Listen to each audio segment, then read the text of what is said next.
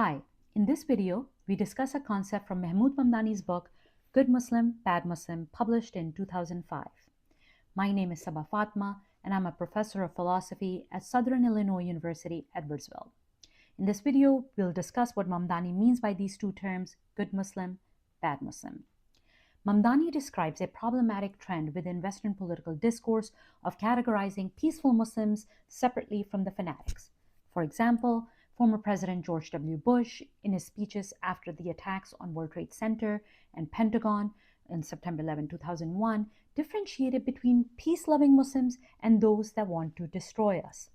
Media coverage of Islam post 9/11 emphasized the peaceful nature of true Muslims and set it apart from the extremists, the jihadis, the fundamentalists, the people who hate freedom, the ones who hate the American way of life.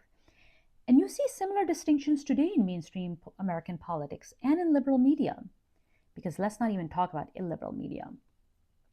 This move to separate the good from the bad has been helpful in many respects, preventing a blind hatred of all Muslims as a monolithic community.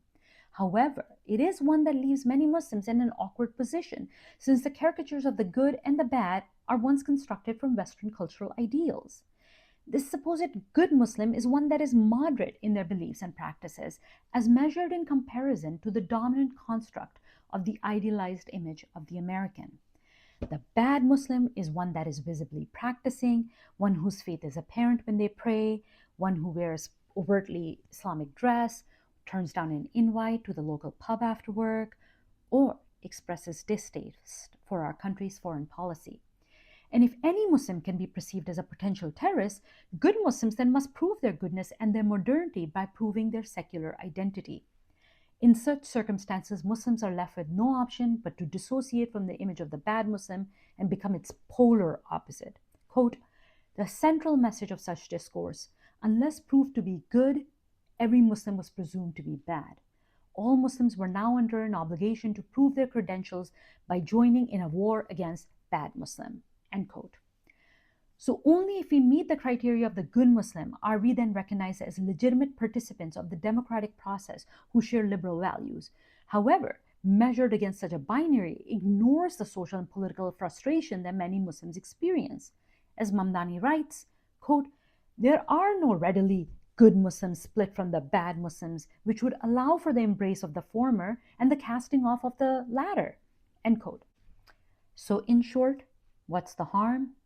When mainstream American culture differentiates between peace-loving Muslims and the extremists in order to decide who qualifies for a claim to legitimacy in the political arena, Muslims not only have to divorce themselves from the philosophy and the tactics of those labeled as bad Muslim, but also suppress any grievances and dissenting political claims to Western foreign policy and its implementation. Wishing radical care for our communities and solidarity in our shared struggles.